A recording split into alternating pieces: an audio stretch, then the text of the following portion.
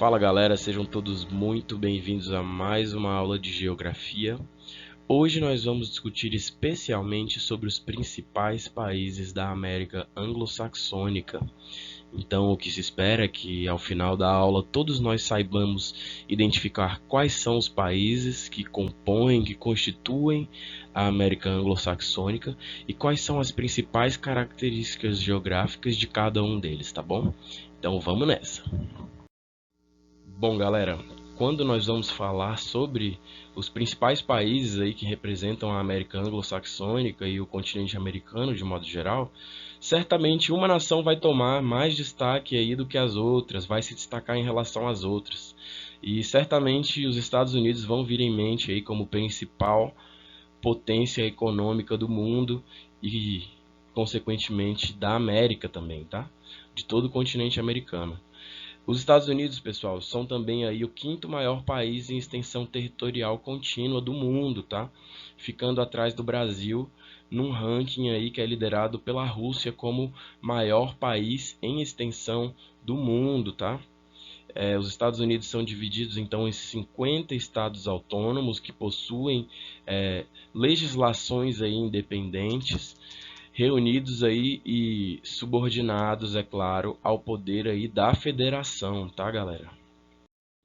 Bom, galera, a chegada então do europeu ao território dos Estados Unidos da América, ela vai ocorrer logo no começo do século XVI, ali especificamente no ano de 1512, quando Ponce de León chega aí até o que hoje representa o estado da Flórida, tá?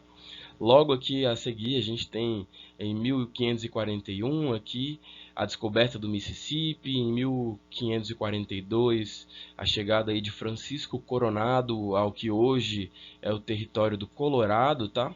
Vocês podem acompanhar aqui nos slides, são muitas datas, mas só para a gente ter uma noção aí dos primeiros contatos que o europeu fez com o território norte-americano, tá, galera? Bom, pessoal, o período aí de colonização estadunidense, ele tem início aí no ano de 1600 e vai até julho de 1776, quando é declarada a independência dos Estados Unidos em relação à Inglaterra, tá? Nas duas primeiras décadas, logo nas duas primeiras décadas aí do século XVII, a partir de 1600, são estabelecidas aí duas grandes colônias, tá, galera?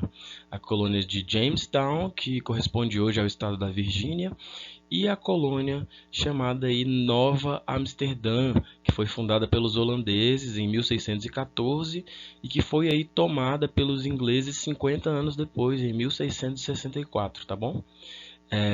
Quando tem aí o seu nome alterado para Nova York. Então, Nova Amsterdã correspondia aí ao território que é hoje conhecido como Nova York, tá? A partir de 1620, começam a chegar ali aos Estados Unidos volumes muito numerosos de colonos ali que estavam fugindo das perseguições religiosas, né? Os cristãos protestantes estavam fugindo ali da perseguição religiosa que foi instaurada ali desde a Reforma Protestante, né? Os escravos também começam a chegar também logo no início aí do período colonial e a partir aí do abuso, né, da força de trabalho escrava, os Estados Unidos tiveram aí a oportunidade de se desenvolver, assim como houve o desenvolvimento de uma classe burguesa a partir aí do superfaturamento que eles tinham a partir da exploração da força de trabalho escrava. Bom, pessoal, ali por volta ali do período da independência, né, 1776, os Estados Unidos eles eram formados ali por 13 colônias. Como a gente pode observar aqui no mapa, essas 13 colônias ficavam todas a leste aqui, ó. Ficavam todas a leste do território norte-americano. Ou seja, a parte oeste, a porção oeste ainda não havia sido explorada pelos colonos ingleses, tá? Frisando aqui também que, diferentemente ali da região nordeste, né, dos Estados Unidos, a região sul, ela fez uso assim abusivo da mão de obra escrava. Eles realmente exploraram de maneira indiscriminada a mão de obra escrava. Então os escravos ali sofreram abusos, sofreram violência, tortura, e isso, numa escala macro, acabou promovendo aí grandes desigualdades sociais no país que se perpetuam até hoje, né? Bom, pessoal, é importante pontuar aqui que os territórios que hoje correspondem ao que são os Estados Unidos, eles nem todos eram já de domínio inglês, tá? Ou de domínio estadunidense independente. Havia também territórios franceses que foram vendidos, territórios espanhóis e mexicanos, tá? Então, era um território a princípio misto, de domínio misto, e que foi sendo ali comprado ou dominado pelos Estados Unidos. Bom, aqui a gente tem mais exemplos de territórios que foram sendo aí adquiridos pelos Estados Unidos através de tratados, né, de compra, que foram sendo aí anexados ao território do que hoje a gente entende como Estados Unidos. Então, por exemplo, essa região ali do Texas, da Califórnia, elas faziam parte do México, tá, pessoal? A gente pode acompanhar. Eu recomendo que a gente olhe com atenção depois. Podem dar uma pausada no vídeo ou acompanhar os slides. Eu não tenho certeza de que... Não sei se vocês têm essas apresentações em formato do PowerPoint. Se vocês não tiverem, eu recomendo que vocês deem aí uma pausada para ter uma noção aí dos territórios que foram sendo adquiridos pelos Estados Unidos ao longo do tempo, tá? Bom, pessoal, aqui a gente tem alguns exemplos de como os Estados Unidos buscaram ampliar seus domínios aí e ampliar sua influência política e econômica no cenário mundial, através aí da dominação de alguns territórios ao redor do mundo, tá? Aqui a gente tem, por exemplo, aqui o caso do Havaí, que foi anexado ao território dos Estados Unidos em 1898, desculpa. A dominação dos Estados Unidos aí sobre o arquipélago de Samoa.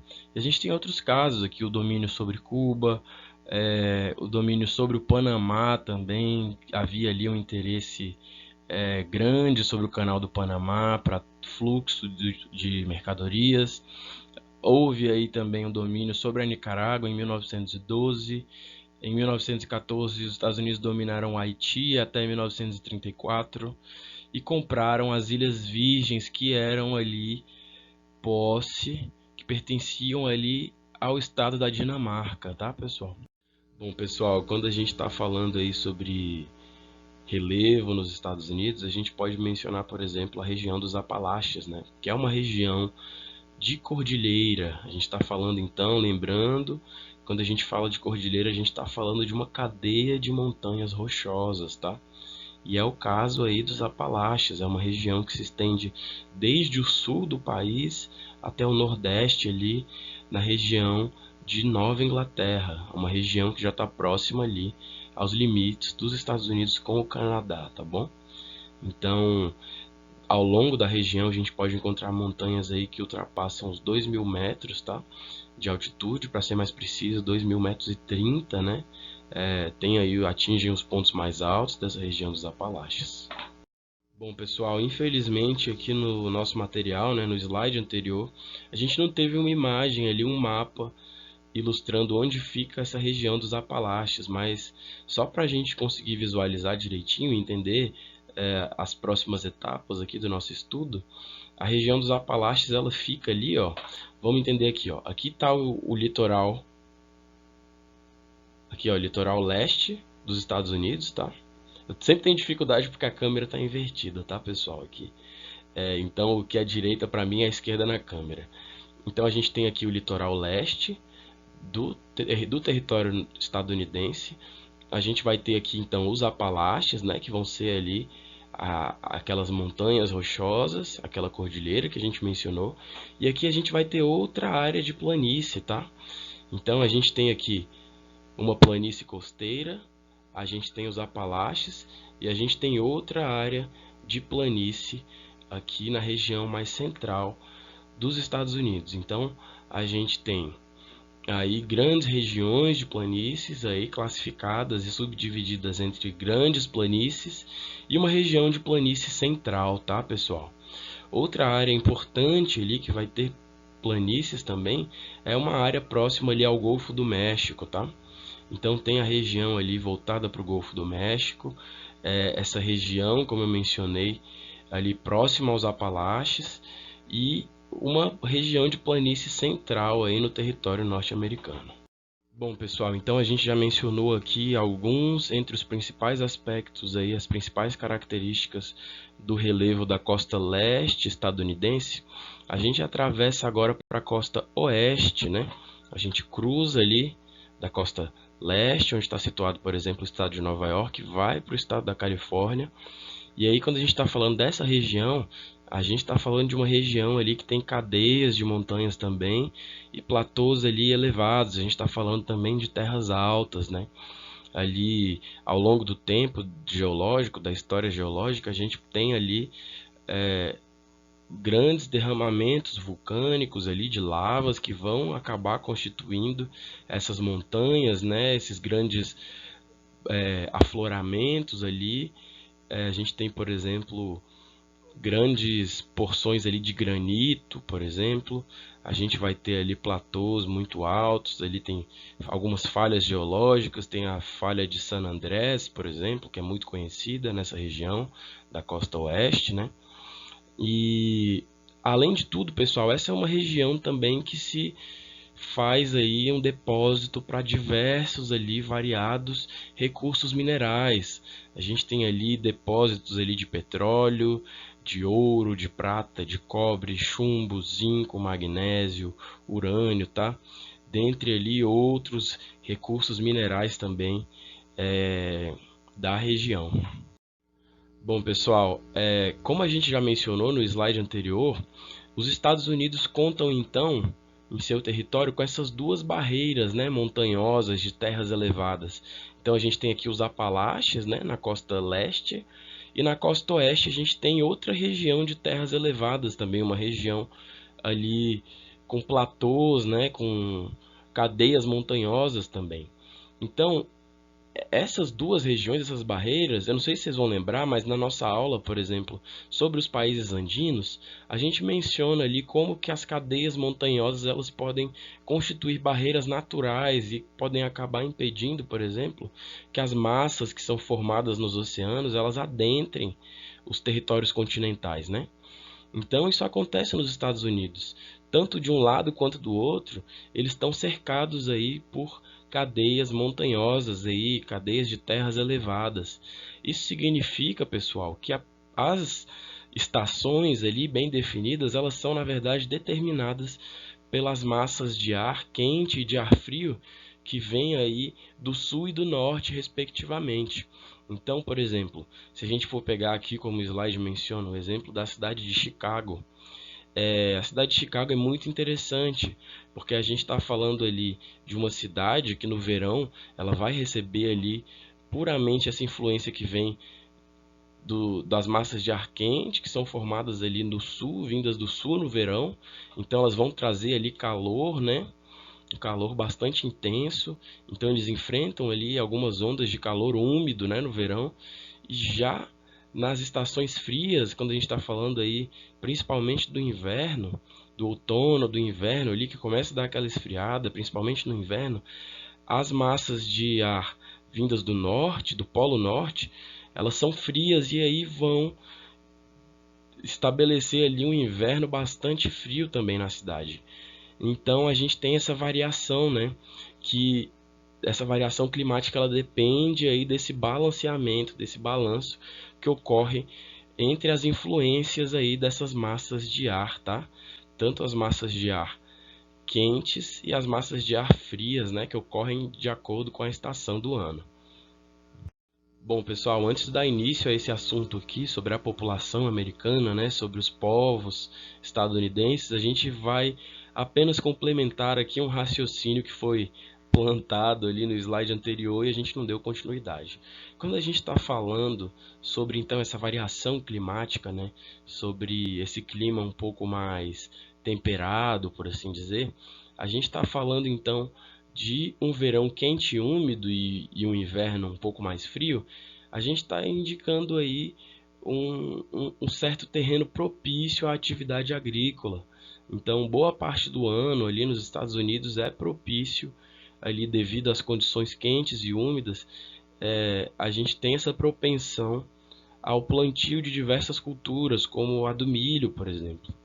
Então, diferentemente aí do Canadá e da Rússia, de outros países aí que estão ali não tão distantes dos Estados Unidos, mas estão numa região um pouco mais voltada ali para os polos, a gente vai ter, graças aí também a essas duas barreiras de isolamento, a gente vai ter aí uma estação um pouco mais quente e úmida que vai favorecer a agricultura no país, tá bom, pessoal? Agora, encerrando o assunto e migrando aqui para a população americana. Bom, pessoal, a gente sabe então que os povos aí que em maioria ocuparam o território estadunidense foram aí de origem europeia, tá bom?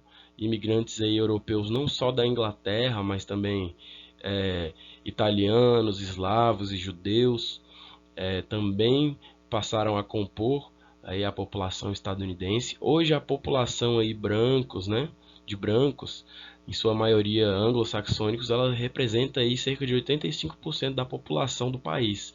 Agora a gente vai ver no slide seguinte que existem outros grupos aí muito importantes e grupos inclusive que já existiam antes da chegada dos europeus e que foram exterminados, né? Olha só, a gente tem aqui, ó, nessa imagem, logo a gente vê a imagem aqui de um indivíduo aparentemente ameríndio, né? E é exatamente isso. Os milhões de índios aí foram exterminados aí. Esse genocídio aí contra os povos indígenas norte-americanos, com certeza aí foi um dos maiores que já ocorreram. Eles eram milhões e foram reduzidos a apenas 300 mil indivíduos atualmente, né? Eles foram cruelmente aí exterminados pelos colonizadores. Como a gente sabe também, assim como no Brasil, os Estados Unidos se ergueram aí em grande parte por exploração da mão de obra negra, né? Da mão de obra escrava. Então, hoje uma população de 12% dos Estados Unidos é composta aí por indivíduos negros. É uma população que até hoje é bastante segregada lá. Assim, aqui no Brasil a gente tem sim uma segregação, mas lá isso é mais nítido do que aqui. A gente tem a ocorrência de alguns estados que são ainda muito, aí tem a predominância de uma população negra, que vai ser, por exemplo, ali na região sul dos Estados Unidos, tem aí em algumas localidades populações negras muito segregadas, que são descendentes ali dos escravos que trabalharam, por exemplo, nos plantios ali e colheitas de algodão, por exemplo, na época da escravidão. Então, a gente vê aí, de certa forma, uma herança, né, do escravagismo, né?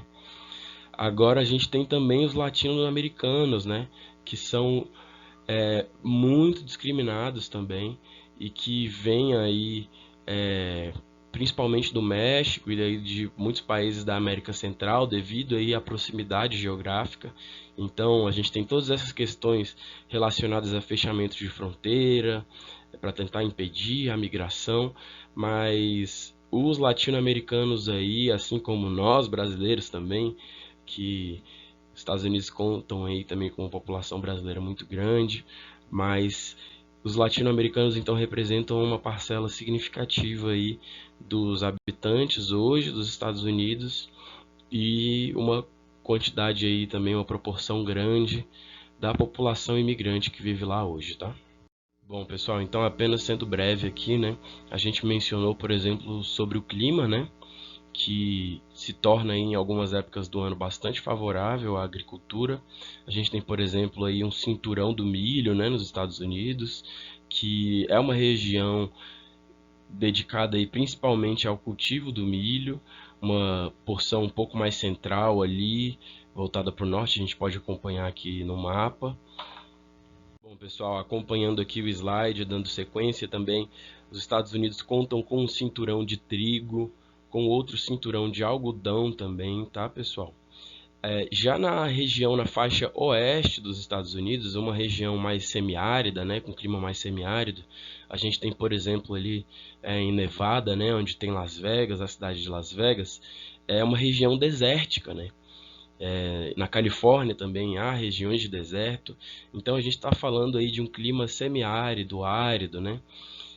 Entretanto, com o aperfeiçoamento da técnica, das ferramentas, conseguiram desenvolver ali o cultivo de algumas culturas, né? Por exemplo, graças aí a essa capacidade, essa possibilidade de se irrigar o solo, hoje saem aí dessa região oeste dos Estados Unidos cerca de 50% das frutas cítricas cultivadas no país, tá, pessoal?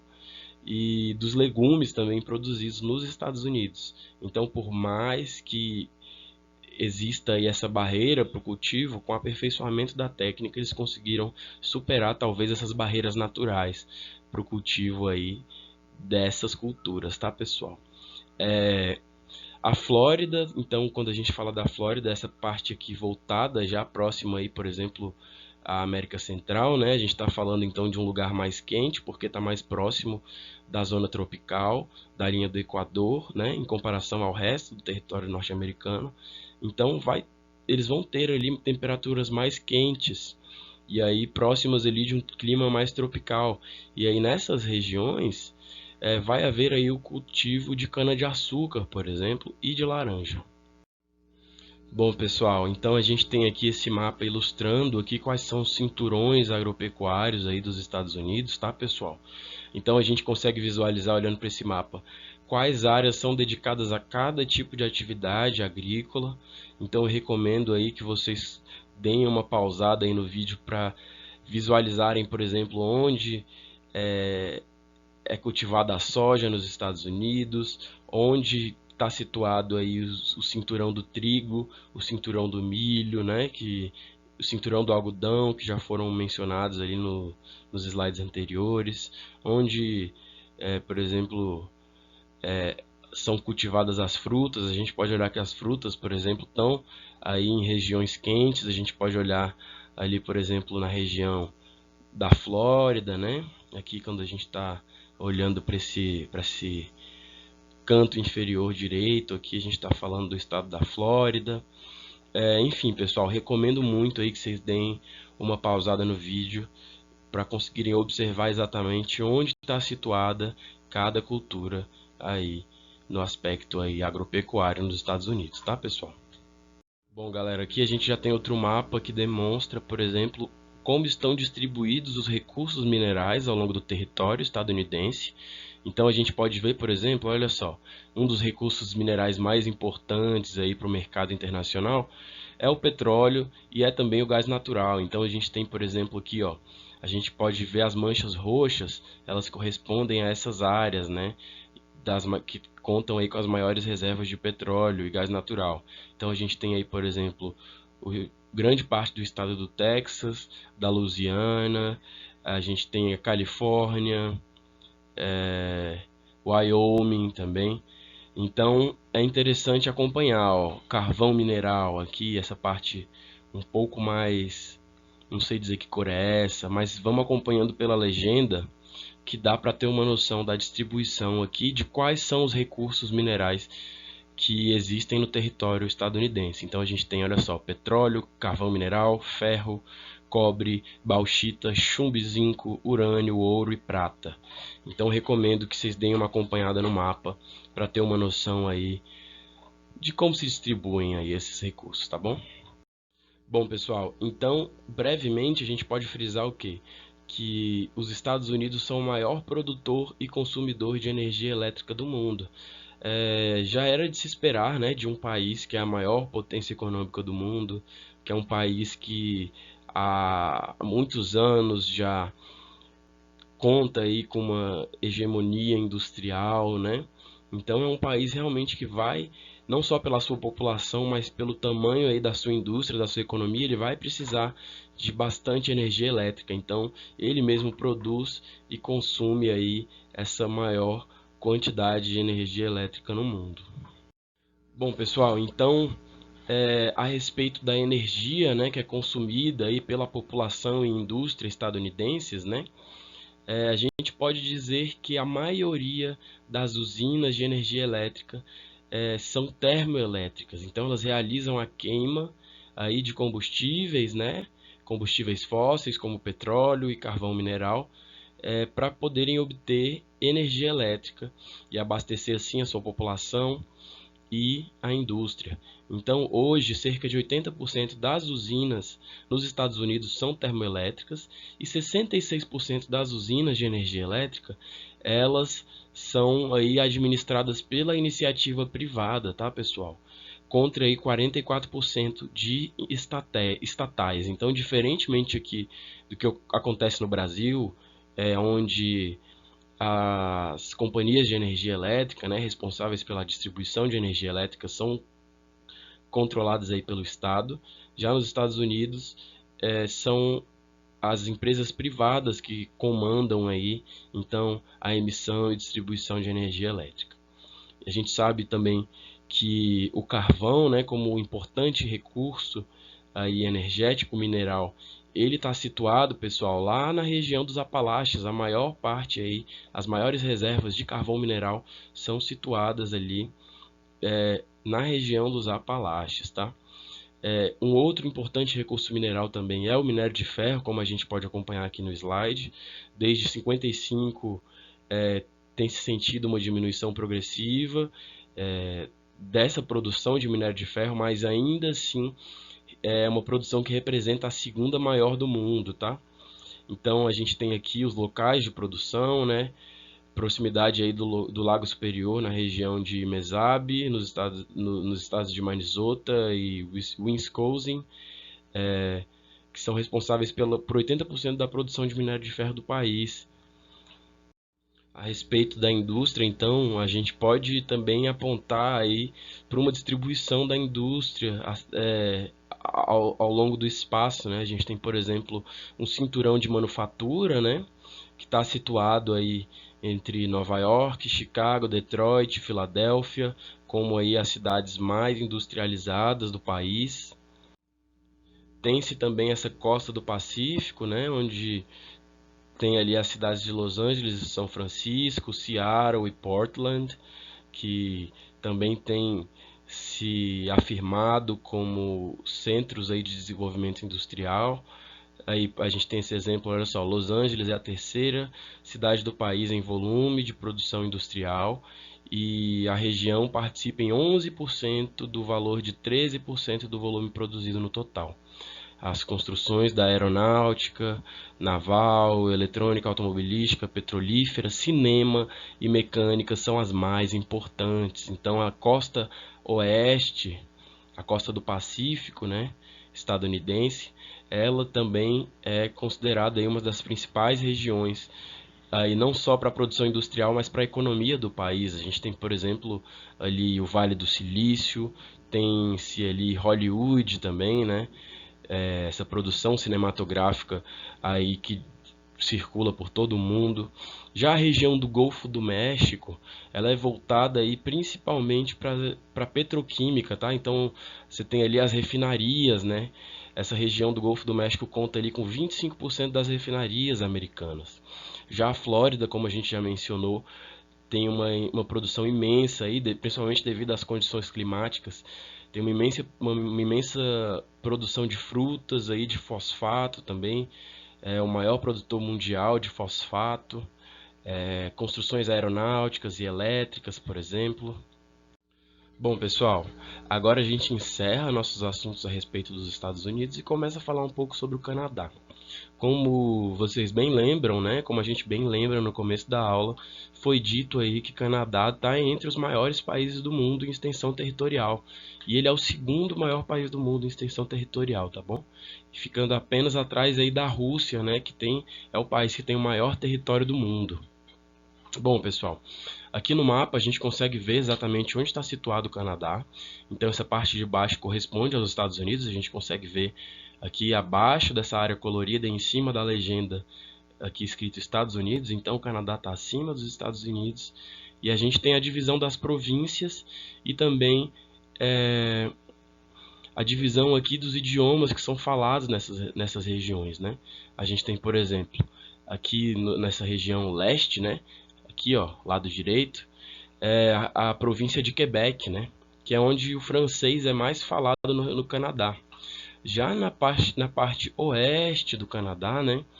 A gente tem aí a predominância do inglês como língua oficial, tá? Como língua mais falada. Bom, pessoal, então hoje o Canadá é também aí o maior produtor do mundo de zinco, alumínio e urânio, tá? Ele tem um solo riquíssimo aí em recursos, em minerais, então, sem dúvidas, isso corresponde à parte aí do seu potencial econômico também. Então, pessoal, o Canadá foi colonizado inicialmente pela França e depois os britânicos, né, tomaram o controle do país em 1763.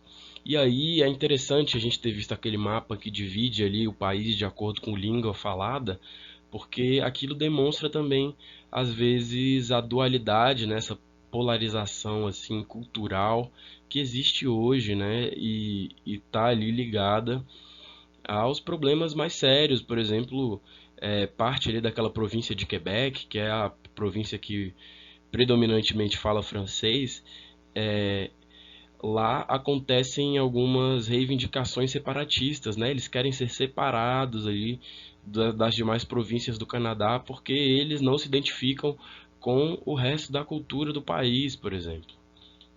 Pessoal, é necessário frisar aqui também que o Canadá é um país pouco habitado, né? Nessa proporção aí, território e população, a densidade populacional vai ser realmente muito baixa, entre as mais baixas do mundo.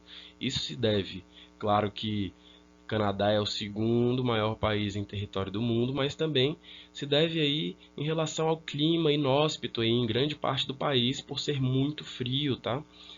A gente tem, por exemplo, aí 75% da população vivendo numa região específica do país, porque é uma região mais habitável, assim, né? Quando a gente está falando dos aspectos naturais. Então, 75% da sua população vive aí no sul do país, tá? Numa faixa ali mais próxima à fronteira com os Estados Unidos. Então, na parte sul ali do Canadá, que faz fronteira com os Estados Unidos, é onde a maioria da população canadense vive, tá bom, pessoal? O Canadá, como eu mencionei, é o maior exportador de zinco, de alumínio e de urânio. Então, ele tem aí recursos minerais em abundância, né? Exceto bauxita, o que é curioso, porque a bauxita é uma das matérias-primas para a produção do alumínio. E ainda assim, embora o Canadá não disponha de reservas de bauxita, ele continua aí sendo o maior exportador de alumínio do mundo. Bom, pessoal, o Canadá a gente pode ver então claramente que ele é um grande aí detentor de recursos naturais, né?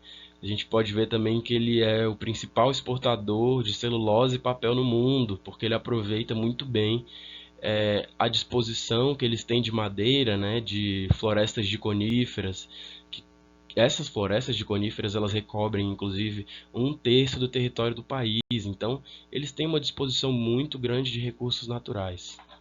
Bom, pessoal, embora o Canadá hoje esteja aí entre as 7 maiores economias do mundo, é importante a gente observar alguns fatores aí da história do país, né? Um deles, pessoal, é que o Canadá, ele era colônia britânica até 1867. Se a gente for comparar, por exemplo, com os Estados Unidos, a independência dos Estados Unidos ela ocorreu em 1776. Então, quase 100 anos depois aí, o Canadá ainda se encontrava aí como colônia, né? Nessa condição de colônia. Com o fim ali da Primeira Guerra Mundial, as relações econômicas comerciais entre o Reino Unido e o Canadá elas se enfraqueceram. E aí, a partir daí, o Canadá teve a oportunidade de crescer, principalmente com ali o estreitamento de relações comerciais com os Estados Unidos, tá bom, pessoal?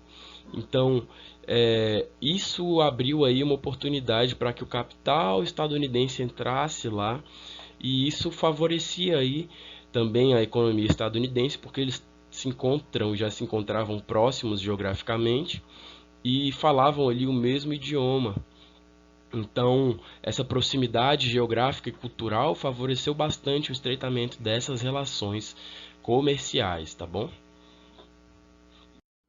Bom, pessoal, então, como uma forma aí de selar, né, essas relações, essa aproximação aí das relações econômicas e comerciais entre Canadá e Estados Unidos, a gente teve a criação do NAFTA em 94, né, um bloco econômico, um acordo de livre comércio da América do Norte, que também acabou trazendo aí para o acordo o México, né? Sabendo bem aí que o México ele vem mais para favorecer os interesses dos Estados Unidos e do Canadá. Mas enfim, né, pessoal? Essa foi a aula de hoje, eu espero que vocês tenham gostado e vejo vocês na próxima aula. Boa sorte aí na realização dos exercícios, galera. Valeu!